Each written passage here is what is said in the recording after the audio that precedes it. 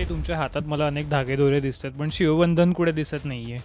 ते शिवबंधन तुम्ही कापलं, ते अलगद सुटलं की कापताना काही त्रास झाला होता? तुम्ही मागे म्हणाला होतात की उद्धव ठाकरेंनी तुमच्या पडत्या काळात तुम्हाला मदत केली नाही. ती नेमकी कुठली मदत तुम्हाला अपेक्षित होती जी तुम्हाला मिळाली? रवींद्र वायकर काल आमच्या मटाकट्ट्यावर आले होते आणि ते म्हणाले की माझ्यापुढे दोनच पर्याय होते की तुरुंगात जाणं किंवा पक्ष बदल करणं. शेवटी जड अंतकरणाने मला निर्णय घ्यावा लागला. तुमच्या बाबतीत असं काही झालं होतं का?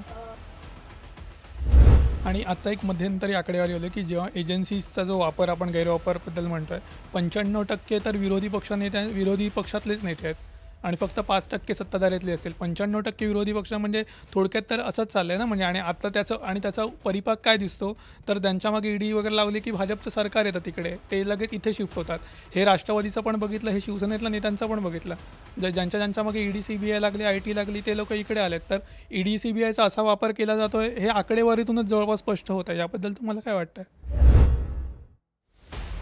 हा आदेश त्यांनी दिला ना हो आम्हाला, की तुमची लढाई तुम्ही लढा. मग कुटुंबाला मी आमदार म्हणून काम करत असेल, मी शिवसैनिक म्हणून काम करत असेल, पण सर्वात पहिली मी एक पत्नी आहे, मी आई आहे, मी सासू आहे, मी आजी आहे. मग माझं कुटुंब पण मला आहे ना. नमस्कार. मटा पत्रकार परिषदेच्या पुढच्या भागात तुम्हा सगळ्यांचं स्वागत आहे. लोकसभा निवडणुकांचा रणसंग्राम हळूहळू शेवटच्या टप्प्याकडे जातोय आणि आज आपल्यासोबत गप्पा मारायला आहे ते शिवसेनेच्या दक्षिण मुंबईतल्या उमेदवार यामिनी जाधव. यामिनीताई, तुमचं स्वागत आहे आपल्या कार्यक्रमामध्ये. कार्यक्रमाला सुरुवात करूया. यामिनीताईंशी संवाद साधतात मटा ऑनलाईनचे संपादक प्रशांत जाधव.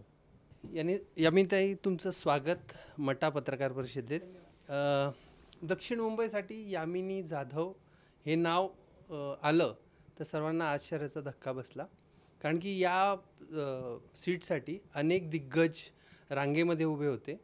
तर तुम्हाला तिकीट कसं मिळालं आणि पहिला फोन कधी आला आणि तुमची काय प्रतिक्रिया होती? सगळ्यात पहिल्यांदा मी मठाचे आभार मानू इच्छिते की आपण सुरुवात अशी केलीत की गप्पा मारायला. मला खूप बरं वाटलं. अदरवाईज मुलाखत म्हटलं की थोडंसं टेन्स होतं माणूस, पण गप्पा मारायला तुम्ही मला बोलवलं त्याबद्दल खूप धन्यवाद.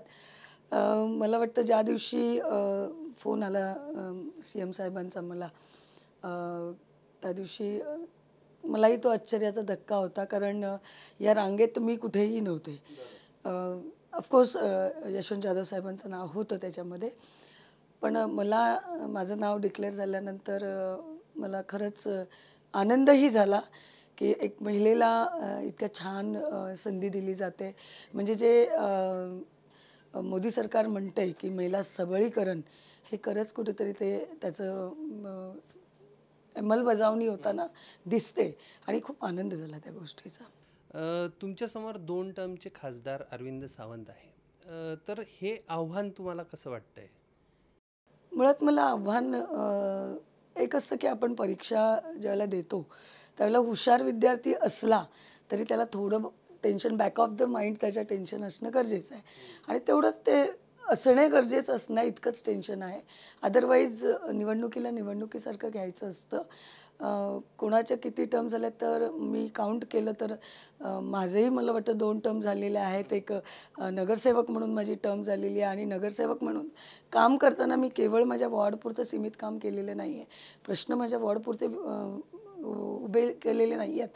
तर आपण माझी सभागृहातली भाषणं पाहिली तर मुंबईच्या अनेक विषयांवर मी बोललेली आहे. दुसरी टर्म माझी आमदारकीची झालेली आहे, त्यातही महाराष्ट्रभरचं सगळं बोललेली आहे. महाराष्ट्रभरातल्या प्रश्नांना मी वाचा फोडलेली आहे. त्यामुळे मला वाटतं आव्हान फक्त निवडणूक आहे इतकंच आव्हान आहे, बाकी मला उमेदवाराचं आव्हान नाही. पण ते सहानुभूतीची लाट अजूनही काही प्रमाणात दिसते त्यांच्या बाजूने. म्हणजे तुम्ही जे बंड, तुम्ही उठाव जे काय म्हणताय तुम्ही, तर त्याच्यानंतर सुद्धा अजूनही मतदारसंघामध्ये सहानुभूतीची लाट, तर त्याला कसं काउंटर करणार? सहानुभूतीची लाट असेलही कदाचित, पण मला असं वाटतं की लोक जे मतदार आहेत हे सहानुभूतीवर जगू शकतात का? त्यांना काम हवं आहे, त्यांना विकास हवा आहे. आणि तुम्ही पाहताय मोदी सरकारच्या कालावधीमध्ये या 10 वर्षामध्ये आपला जो फायनान्शियल ग्राफ होता, भारताचा तो कुठेतरी 10 वर्षाच्या आधी 8, 9, 10 इथपर्यंत गेला होता. आज आपण महासत्ता होऊ घातलेले आहोत. नाही, पण रुपयाचं मूल्य घटलंय. ते हळूहळू त्याला एक एक गोष्ट असते की म्हणजे मी जरासं थांबवतो तुम्हाला की सुषमा स्वराज म्हटल्या होत्या की रुपयाचं मूल्य जसं जसं खाली जातं तसं तसं पंतप्रधानांची पद पण खाली जाते आणि देशाची पण जाते. तर ह्याला तुम्ही कसं एक सरकार आल्यानंतर त्याच्या आधीच्या सरकारने किती काय काय केलेलं असतं त्या गोष्टी सुरळीत करायला वेळ जातो आणि ह्याच्यामध्ये कुठेतरी रुपयाचं मूल्य खाली गेलं असेल, पण बाकीच्या गोष्टी पाहता आपण तो हळूहळू त्याचा ग्राफ वरती येतोय आणि येईल ह्याची मला खात्री आहे. दुसरी गोष्ट, अनेक महाराष्ट्र शासनाने घेतलेले निर्णय, अनेक प्रोजेक्ट, अनेक योजना, म्हणजे आपण पाहत होतो की विकास आणि योजना ही अशी म्हणतात की सख्खी भावंड आहेत, पण योजना फुगत चालल्या होत्या आणि विकास कुठेतरी बारीक होत चालला होता असं कुठेतरी दिसत होतं. आज कुठेतरी ते पॅरलल जाताना दोन्ही दिसत आहेत.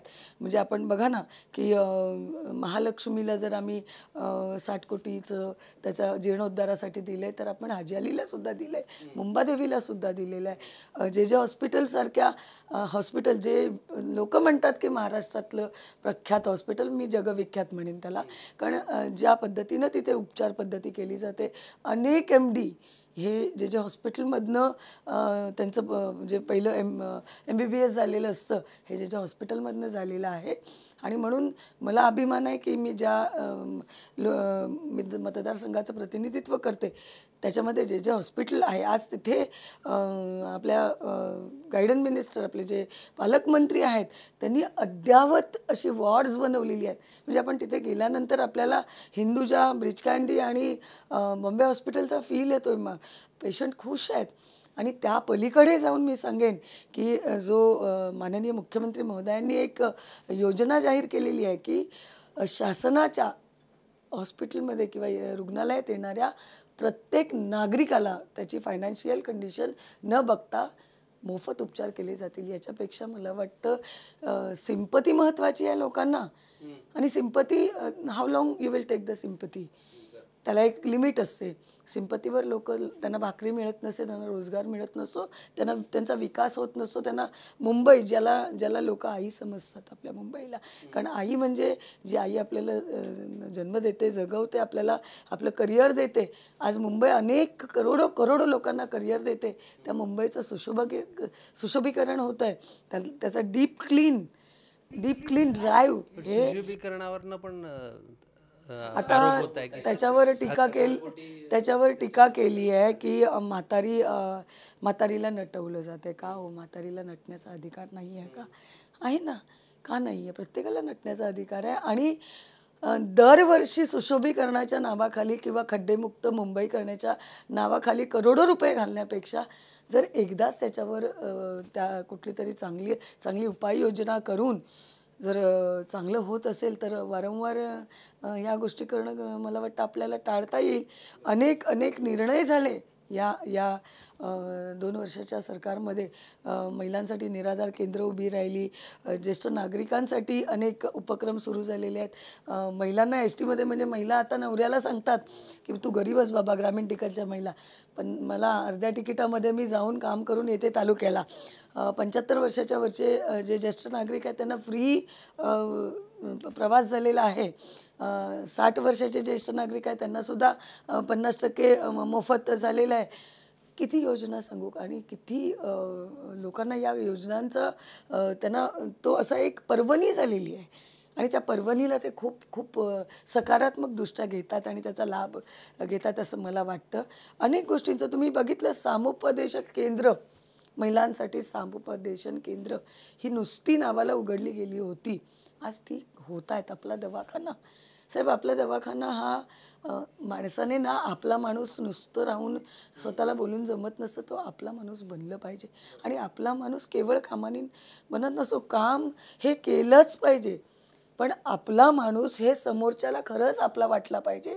आपल्या कार्यकर्त्यांशी, आपल्या मतदारांच्या सोबत, किंवा आपल्या त्या लोकसभा क्षेत्रातले लोक जरी आपल्या विभागात ते आपले मतदार नसतील, एखादा बिझनेसमॅन असतो, तो बोरिवलीला राहत असतो, पण आपल्या विभागात तो बिझनेस करत असतो, मग त्याच्याशी वागण्याची पद्धत ही आपुलकीची पाहिजे, तर तो आपला माणूस. केवळ स्वतःला आपला माणूस बनवून कोणी आपलं बनत नसतं असं मला वाटतं. अनेक कामांचे डोंगर, योजनांचे डोंगर आणि नुसते डोंगर नाही तर त्याची अंमलबजावणी होताना दिसतेय.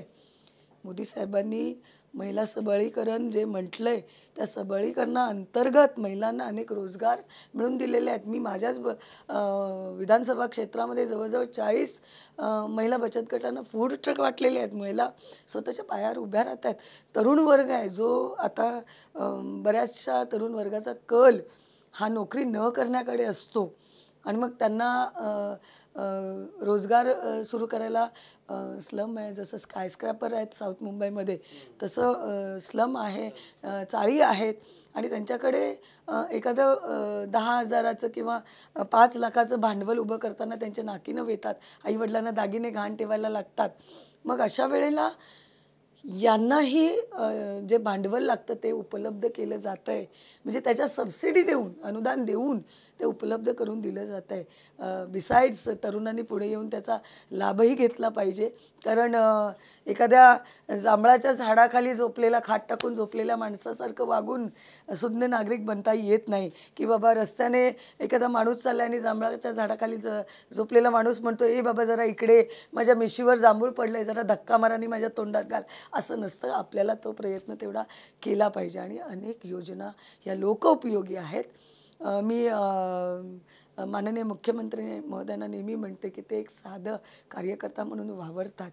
कुठलंही काम करताना भारताचे पंतप्रधान स्वच्छता अभियान त्यांनी राबवायला ऑर्डर्स नाही दिल्या, त्यांनी दिल्लीचे रस्ते स्वतः हाताने झाडले आणि त्यानेच लोकांना, म्हणजे आता समजा रस्त्याने पंतप्रधान चालले, त्यांनी कुठे कचरा पडला आहे किंवा कुठे कागद पडलेला दिसला तर ते वाकून त्यांनी उचलणं ही किती मोठी गोष्ट आहे. ही सामान्य नागरिकांना एक शिकवण आहे की मी काय केलं पाहिजे.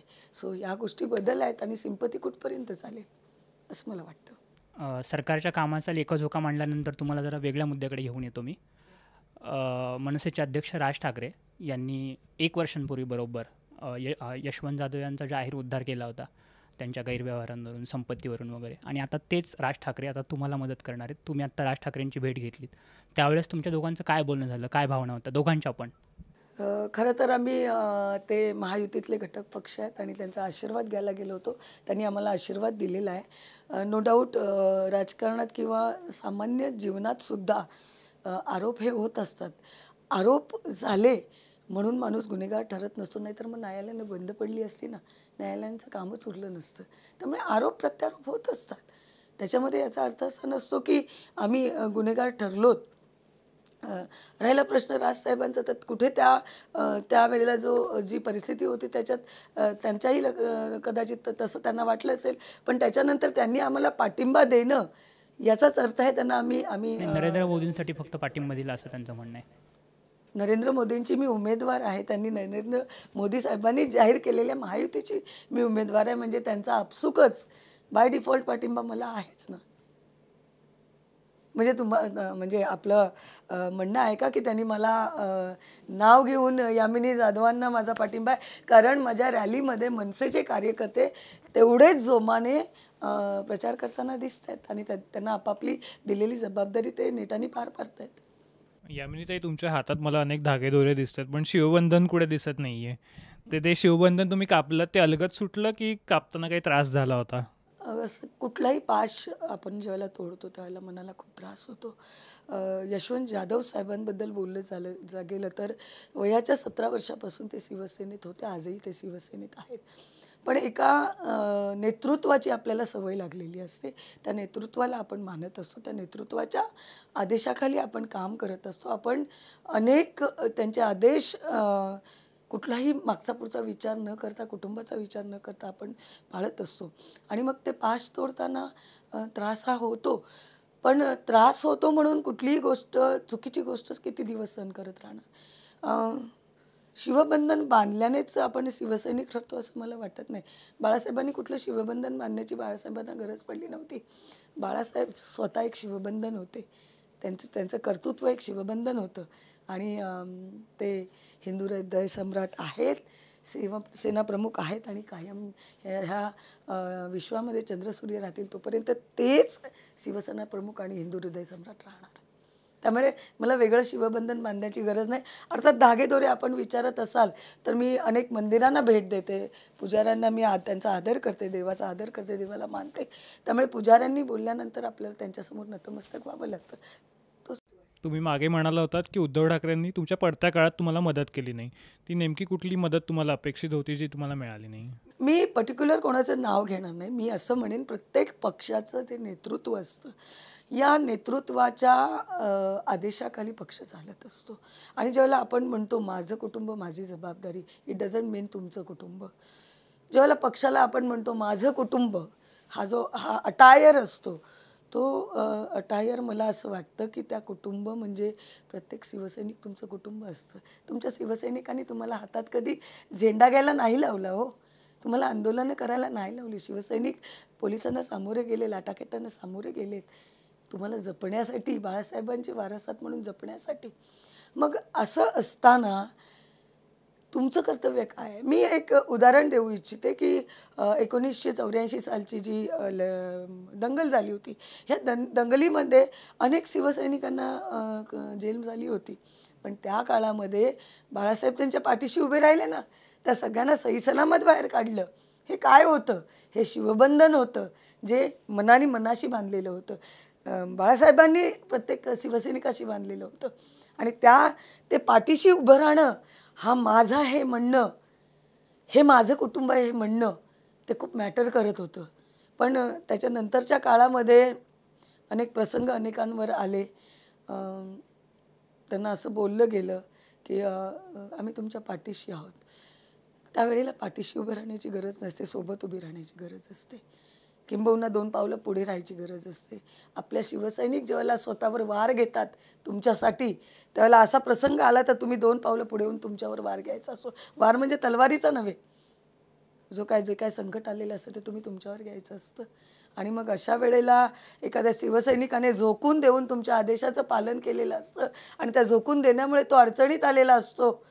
त्यावेळेला काय कर्तव्य असतं की तू लढ, तुझी लढाई तू लढ म्हणणं कितपत योग्य वाटतं? त्या परिस्थितीत मी आहे, जे होईल ते आपण सोबतीनं त्याला सामोरे जाऊ हे म्हणणं योग्य आहे की तुमची लढाई तुम्ही लढा, मी तुमच्या फक्त पाठी उभं राहीन हे म्हणणं नेतृत्वाला साजेस आहे असं वाटतं तुम्हाला? रवींद्र वायकर काल आमच्या मटाकट्ट्यावर आले होते आणि ते म्हणाले की माझ्यापुढे 2च पर्याय होते की तुरुंगात जाणं किंवा पक्ष बदल करणं. तर शेवटी जड अंतकरणाने मला निर्णय घ्यावा लागला. तुमच्या बाबतीत असं काही झालं होतं का? मला कुठलंही जड अंतकरण वगैरे काही लागलेलं नाही आणि मी जड अंतकरणाची बाईसुद्धा नाही आहे. 100% जो होणारा हा आदेश त्यांनी दिला ना हो आम्हाला की तुमची लढाई तुम्ही लढा. मग कुटुंबाला मी आमदार म्हणून काम करत असेल, मी शिवसैनिक म्हणून काम करत असेल, पण सर्वात पहिली मी एक पत्नी आहे, मी आई आहे, मी सासू आहे, मी आजी आहे. मग माझं कुटुंब पण मला आहे ना. आणि माझं कुटुंब ज्यावेळेला सुरक्षित असेल तेव्हा इतर माझ्यावर अवलंबून असणाऱ्या कुटुंबाची मी जबाबदारी घेऊ शकते, त्यांना सुरक्षित करू शकते. मग त्यांनी दिलेला आदेश पाळला ना आम्ही की तुमची लढाई तुम्ही लढा, आम्ही आमच्या पद्धतीनं लढतोय. आम्हाला वाटलं या उठावात सामील व्हावं, आम्ही उठावात सामील झालो. आणि जो होत होता की माझ्यासारख्या महिला आमदार जी होती तिलासुद्धा भेट मिळत नव्हती. माझे काही प्रश्न होते. पूर्ण तुम्ही 2.5 वर्षाचा लेखाजोखा माझा आधीचा पाहिलात तर सगळ्यात कमी निधी मिळालेली आमदार मी आहे. पूर्ण 2.5 वर्षात फक्त 22 कोटी आपल्याकडे रेकॉर्ड, मी ऑन रेकॉर्ड बोलते, फक्त 22 कोटी निधी मला मिळालेला आहे. या 22 कोटीमध्ये मी सगळं लोकांना सांभाळत होते, लोकांचे प्रश्न. मग ते माझं कसं होतं, माझ्या लोकांचं कसं होतं की मी कुठून कसा बाकीचा फंड जो आपल्याला सपोर्टिव्ह असतो तो आणून मी काम करत होते. सो मला वाटतं हा त्यांनी दिलेला निर्णय आहे आणि त्यांनी दिलेला तो शेवटचा आदेश आम्ही आमच्या शिरसावंद आहे. यामिनीताई, परवा टाइम्स ऑफ इंडियाला एक बातमी होती की जाधव पती पत्नींना इन्कम टॅक्सची नोटीस आली. ती नोटीस नेमकं तुम्हाला उमेदवारी जाहीर झाली तेव्हाच ती बातमी तशा पद्धतीचं झालं आहे की पूर्वीपासून नोटीस आली होती ती? जे काय आहे ते सबज्युडिस आहे, त्यामुळे याच्यावर मी जास्त भाष्य करू इच्छित नाही आहे. पण एवढं नक्की सांगू शकते तुम्हाला की जे एका उमेदवाराला ॲफिडेव्हिट बनवावं लागतं, प्रतिज्ञापत्र बनवावं लागतं. आणि त्या प्रतिज्ञापत्रामध्ये जर मी उमेदवार असेल तर माझ्या सोबतीनं माझ्या पतींचं पण तिथे प्रतिज्ञापत्र मला सादर करावं लागतं. जर ते असतील तर मला माझं करावं लागतं. आणि त्या प्रतिज्ञापत्रामध्ये सगळं क्लिअर लिहिलेलं आहे. जे एजन्सीज आहेत, या एजन्सी संबंधित एजन्सीज जे काय आमच्या संबंधित झालेलं आहे त्याच्याबद्दल आम्ही अपीलमध्ये गेलेलो आहोत. आणि एजन्सींचा निर्णय आम्हाला मान्य असणार आहे. ज्यावेळेला निर्णय होईल त्यावेळेला त्याच्यावर कुठलंही ऑब्जेक्शन इलेक्शन कमिशनने घेतलेलं नाही आहे. त्यामुळे मला वाटतं त्याच्यावर मी भाष्य जास्त करणं योग्य वाटत नाही मला. आता जेव्हा महाविकास आघाडीचं राज्यामध्ये सरकार होतं तेव्हा कोविड काळामध्ये वगैरे एक सरनाईकांचं पत्र खूप गाजलं होतं. त्यांनी म्हणाले हे घरपर्यंत वगैरे सगळं प्रकरण पोचलं आहे, उद्धवजी तुम्ही भाजपसोबत चला म्हणून. आणि नंतर पण उद्धवजी काही भाजपसोबत गेले नाहीत, ते त्यांचं सरकार कोसळलं. आणि त्याच्यानंतर तर तुम्ही प्रताप सरनाईक पण आहेत आणि तुम्ही सगळेच जण भाजपसोबत गेलात. त्यामुळे तुमचा पडता काळ जो तुम्ही उल्लेख केला होता तो संपला आहे का भाजपसोबत गेल्यानंतर? कारण की एकंदरीत अनुभव तसाच दिसतो बऱ्याचशांचा की नंतर काही होत नाही, भाजपसोबत गेल्यानंतर एकंदरीत चौकशी वगैरे सगळं थंडावतं. तर तसा अनुभव तुमचाही आहे का? मला वाटतं मला उमेदवारी दिली गेली आहे हे त्याचं उत्तर आहे की पडता काळ नाही आहे. आणि दुसरी गोष्ट की कुठल्याही अडचणीमुळे आम्ही गेलेलो नाही आहोत. हा खरंच उठाव होता. आता तुम्ही म्हणताय हा उठाव होण्याआधी ज्या माननीय सरनाईक साहेबांचा प्रताप सरनाईक साहेबांचा आपण उल्लेख केला. त्यांनी त्यांचं जाहीर म्हणणं मांडलं होतं, सभागृहात सुद्धा मांडलं होतं, पत्राद्वारे मांडलं होतं. याचा अर्थ जे आमदार होते किंवा जे कार्यकर्ते होते त्यांना ते जाणवत होतं कुठेतरी की कुठेतरी चुकीचं चाललेलं आहे. आणि मला वाटतं बाळासाहेबांनी स्वतः या गोष्टीचा उल्लेख केला होता की ज्या वेळेला अशा प्रकारचा माझ्यावर प्रसंग येईल की मला काँग्रेसची हातमिळवणी करावी लागेल तर मी शिवसेना बंद करेन. आणि मग असं असताना एका वेगळ्या परिस्थितीत हे जे काय केलं गेलं, जे आमच्यासुद्धा मनाच्या विरुद्ध होतं, जे खेचलं जात होतं आणि ते खेचलं जात असताना जो त्रास होत होता ती खरी अडचण होती. म्हणजे तुम्ही म्हणताय की मी अडचणीत आले म्हणून मी तिकडे जॉईन झाले, हा समज फार लोकांचा चुकीचा आहे. ही खदगत आतमध्ये होती. हा जो अन्याय होत होता, हा जे चुकीचं होत होतं हे आमच्या आतमध्ये होतं. सरनाईक साहेबांचा तुम्ही उल्लेख करून हे तुम्ही उलट स्पष्ट केलं आहे की ही खदगत चालू होती. पण एकंदरीत तुम्ही आता तो उल्लेख केलात ना की तुमचा 22 कोटी निधी मिळाला, त्यावेळेला एक होतं की बऱ्याच शिवसैनिक जेव्हा तिकडे गेले उठाव झाला तेव्हा त्यांनी सांगितलं की अजित पवार अर्थमंत्री होते, आम्हाला निधीच मिळत नव्हता, आम्हाला ग्राउंडवरती त्यांना फाईट करायला लागली, ज्यांच्या अगेन्स्ट आम्ही होतो त्यांच्याच विरोधात फाईट केलं, अर्थमंत्री आहेत, आम्हाला निधी मिळत नाही. आता तेच अजित पवार अर्थमंत्री आहेत, तुमच्याच सरकारमध्ये आहेत, त्यांच्याच म्हणजे तुम्हाला जे नैतिकदृष्ट्या पटत नव्हतं तेच आता होत आहे. आता तुम्हाला मिळतोय का निधी वगैरे? मी सांगते ना की मुख्यमंत्री कोण होते त्यावेळेला? मुख्यमंत्री असा असावा की ज्या प्रत्येक खात्यांवर त्यांची पकड असावी. असं नाही आहे की एका खात्याचे मंत्री आहेत आणि त्या मंत्र्याला कुठलंही इंटिमेशन न देता त्यांच्या अपरोक्ष तुम्ही निधी वाटप करताय आणि ते वरून तुम्हाला सांगितलं जातं आहे. ही विचारसरणीसुद्धा अजित पवार साहेबांना आता पटली नाही ना, म्हणून त्यांनाही हे विचार पटले म्हणून ते इकडे आले ना. याचा अर्थ त्यांनाही ते पटत नव्हतं की एखाद्या खात्याचे मंत्री एखाद्या खात्याच्या असणं, कॅबिनेट मंत्री म्हणजे काय झालं. आणि त्यांना कुठलंही इंटिमेशन न देता त्यांच्या खात्याचा निधी वाटप होतं, त्यांच्या खात्याच्या बैठका घेतल्या जातात, त्यांना काहीच त्याची कल्पना दिली जात नाही. हा अन्याय होत होता ना. आणि तो होल्ड कोणाचा असायला पाहिजे? Supremo of the state. And who is the supremo of the state? ह्याच्यातच उत्तर आलं. आणि आता एक मध्यंतरी आकडेवारी आली की जेव्हा एजन्सीजचा जो वापर आपण गैरवापरबद्दल म्हणतोय, 95% तर विरोधी पक्षातलेच नेते आहेत आणि फक्त 5% सत्ताधारीतले असेल. 95% विरोधी पक्ष म्हणजे थोडक्यात तर असंच चाललं आहे ना. म्हणजे आणि आता त्याचा परिपाक काय दिसतो तर त्यांच्यामागे ईडी वगैरे लावली की भाजपचं सरकार येतं तिकडे, ते लगेच इथे शिफ्ट होतात. हे राष्ट्रवादीचं पण बघितलं, हे शिवसेनेतल्या नेत्यांचं पण बघितलं. ज्यांच्या मागे ईडी CBI लागली, IT लागली, ते लोक इकडे आलेत. तर ईडी CBIचा असा वापर केला जातोय हे आकडेवारीतूनच जवळपास स्पष्ट होतं. याबद्दल तुम्हाला काय वाटतं? हे अझम्पशन आहे लोकांचं, अझम्पशन आहे. भाजपमध्ये सगळे शुद्ध आहेत का? म्हणजे कसं काय? कुठल्या पक्षामध्ये सगळे शुद्ध असतील असं नाही, पण कारण भाजप नेत्यांचा कोण ईडीचा वगैरे नोटीस आला आमच्या तरी ऐकिवात नाही आहे.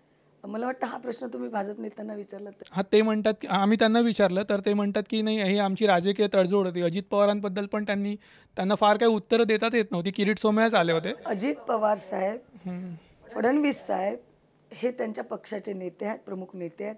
मला वाटतं त्यांच्या पक्षाची भूमिका ते सांगायला सक्षम आहे. हां, पण आरोप करणारे जे सगळ्यात आघाडीवर होते ना किरीट सोमय्या, तेच म्हणत होते की ही राजकीय तडजोड आहे म्हणून. तेच पुन्हा पुन्हा सांगते की एखाद्यावर आरोप झाला म्हणजे तो गुन्हेगार सिद्ध होत नसतं. राजकारण आहे, राजकारणात आरोप होतं, कालांतराने लोकांच्या लक्षात येतं, आरोप करणाऱ्यांच्याच लक्षात येतं की या आरोपात तथ्य नाही आहे. आता मला एक प्रश्न विचारायचा आहे की आता जसं म्हटलं जातं आहे की अमुक अमुक लोकांवर आरोप झाले, त्यांना ते कन्सिडरच करून चाललेत ते गुन्हेगार आहेत म्हणून. पण मग समोरचे किती जणांवर आरोप झालेत, त्यांना पक्षातनं हाकलून काढलं आहे का? ती मोमेंट करायला पाहिजे होती ना पक्षाने की बाबा नाही नाही नाही, ज्याच्यावर आरोप होतो तो गुन्हेगार आहे. मग माझ्या पक्षातल्या अमक्याला ईडीच्या ऑफिसने नोटीस बजावलं आणि त्याला ईडीला बोलवलं आहे, काढून टाका ह्याला, हे झालं आहे का, ते झालं आहे ते करा आणि नंतर बोला, ते करावं आणि नंतर बोलावं असं मला वाटतं. पण कुठल्याही व्यक्तीवर आरोप झाला म्हणजे तो गुन्हेगार नसतो, नाहीतर न्यायालय बंद पडली असती. ताई नमस्कार. 3 टप्पे झालेत आणि मतदानाची टक्केवारी बघितलीच आपण की 2019च्या तुलनेत 3ही टप्प्यात मतदानाची टक्केवारी कमी झाली. मुंबईतल्या मतदानाची टक्केवारी हा नेहमीच चिंतेचा विषय ठरलेला आहे. आमच्या निमित्तानं मठाच्या माध्यमातून तुम्ही त्याबद्दल मतदारांना काय आवाहन करू इच्छिता आणि मतदान कसं वाढेल या संदर्भात तुम्ही स्वतः तुमच्या मतदारसंघात काय प्रयत्न करता? सगळ्यात पहिल्यांदा मी महिला वर्गांना खूप अपील करू इच्छिते आपल्या माध्यमातून, कारण एक क्रांती घडली होती. महिला दिन लोक असंच साजरे करतात. महिला दिन म्हणजे काय, तर महिला आहे म्हणून, ती जन्माला आली म्हणून ती महिला दिन, हा त्याचा अर्थ नाही आहे. महिला दिन म्हणजे हा उठाव झाला होता एका देशामध्ये की त्या महिला वर्ग होता जो कर्मचारी फॅक्टरी वर्कर्स होत्या त्या, आणि त्या फॅक्टरी वर्कर्सना मतदानाचा अधिकार मिळत नव्हता. तो मतदानाचा अधिकार मिळवण्यासाठी त्यांनी क्रांती घडवली आणि तोच हा महिला दिन आहे. मी महिलांना अपील करेन, आणि जसं आपण म्हणतो की एक महिला शिकली की पूर्ण घर ती सुशिक्षित करते, तसं एक महिला मतदानाला बाहेर पडली तर ती जेवण देत नाही, नवऱ्याला म्हणते मी जेवण नाही आज बनवणार, तू मतदान कर पहिल्यांदा. आणि मला वाटतं ही गोष्ट फार महत्त्वाची आहे. हा अधिकार आपल्याला संविधानाने दिलेला आहे मतदानाचा, तो प्रत्येकाने बजावला पाहिजे. नाहीतर मग आपण सरकारकडनं चांगल्या कामाची अपेक्षा कशी करू? चांगले लोक जर कामामध्ये कामं घडायला पाहिजेत आणि विकास कामं होताना दिसत आहेत तुम्हाला समोर, तर त्या काम करणाऱ्या लोकांच्या हात बळकट करायला तुम्हाला पुढे येऊन मतदान करायलाच पाहिजे. तर माझं अपील आहे सगळ्यांना की तुम्ही सगळ्यांनी त्या दिवशी बाहेर पडा आणि आपलं मतदान जे आहे, आपला अधिकार आहे, तो नक्की त्या अधिकाराचा वापर करा.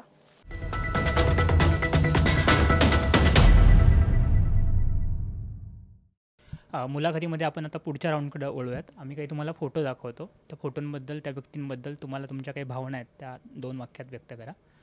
पहिला फोटो असणार आहे पंतप्रधान नरेंद्र मोदी यांचा. देशाला साजेसे पंतप्रधान जे देशाच्या प्रत्येक आस्पेक्टवर विचार करतात, मग तो धार्मिक असू दे, आर्थिक असू दे, आरोग्य असू दे, जे लोकांच्या उपयोगी आहे त्या प्रत्येक गोष्टीवर विचार करणारा आणि विचार नुसता न करता त्या विचारांची अंमलबजावणी करून कुठलीही गोष्ट मी करून दाखवलं न म्हणणारा. दुसरा फोटो आहे मुख्यमंत्री एकनाथ शिंदे. साधे कार्यकर्ते जे मुख्यमंत्री झाले तरी आजही शिवसैनिक म्हणून तळागाळापर्यंत पोचत आहेत, भिंगरीसारखे फिरत आहेत आणि लोकांमध्ये जाऊन लोकांच्या समस्यांवर तोडगा काढत आहेत. तिसरा फोटो आहे बाळासाहेब ठाकरे यांचे चिरंजीव उद्धव ठाकरे. वारस. पंतप्रधान मोदी म्हणतात की नकली संतान. मी वारस म्हटलं फक्त. चौथा फोटो आहे ज्यांनी तुमच्यावर आरोप केले ते किरीट सोमय्या. माझे बंधू किरीट सोमय्या येणार आहेत, त्यांनी बोलले मी ते येणार आहेत.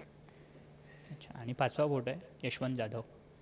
माझे गुरु जे या राजकारणात त्यांच्यामुळे आले, जे माझ्या खंबीरपणे पाठीशी उभे राहिलेत आणि माझ्या चांगल्या वाईट गोष्टी, कारण टीकाकाराचं घर असावं शेजारी, टीकाकार माझ्या घरात आहेत आणि माझ्यावर ते टीकासुद्धा करतात, कारण त्यांनी केलेल्या टीकेमुळे आणि त्यांनी केलेल्या ॲप्रिसिएशनमुळे मी आज न जंप करता नगरसेवक म्हणून काम केलं, आमदार म्हणून आताही काम करते आणि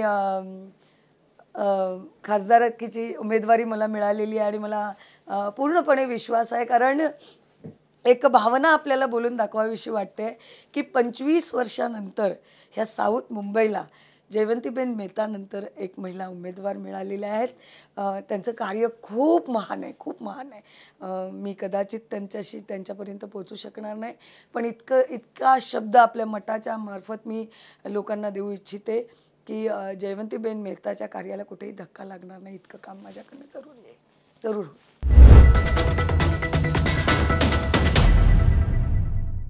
ते शेवटचा राऊंड आहे रॅपिड फायर. 2 पर्याय देतो, तुम्ही एक निवडायचं आहे. ठीक आहे. कुठे काम करताना अधिक समाधान मिळालं, मुंबई महापालिका की विधानसभा? मुंबई महापालिका. कोणाच्या विषयी तुमच्या मनात राग आहे, किरीट सोमय्या की संजय राऊत? मला कुणाचाच राग नाही. अच्छा. बाळासाहेबांचे विचार कोण पुढे नेईल, उद्धव ठाकरे की आदित्य ठाकरे? साहेब. नाही, पर्याय नाहीच आहे तो. काय म्हणाला तुम्ही? उद्धव ठाकरे की आदित्य ठाकरे? दोघांपैकी कोणी नाही. कोणी नाही. कोणी नाही. दक्षिण मुंबईतून तुम्हाला संधी नसती मिळाली तर योग्य उमेदवार कोण असतो? यशवंत जाधव साहेब. राहुल नार्वेकर की यशवंत जाधव? यशवंत जाधव साहेब. Okay, thank you.